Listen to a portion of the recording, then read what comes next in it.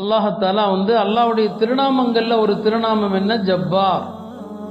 ஜப்பார் அப்படின்னாலே பொதுவாக ஒரே ஒரு அர்த்தம் தான் எல்லாரும் சொல்லியிருப்பாங்க, அடக்கி ஆள்பவன் அப்படிங்கிற ஒரே பொருளை தான் சொல்லியிருப்பாங்க.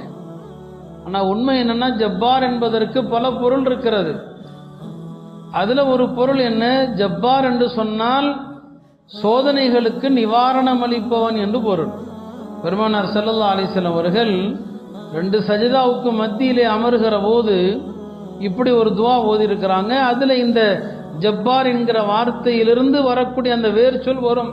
அல்லாஹும்ம ஃபிர்லி வர்ஹம்னி வஜ்புர்னி, யா அல்லாஹ் என்னை மன்னிப்பாயாக, என் மீது கருணை காட்டுவாயாக, வஜ்புர்னி எனக்கு ஏற்பட்ட சோதனைகளுக்கு நிவாரணத்தை தருவாயாக.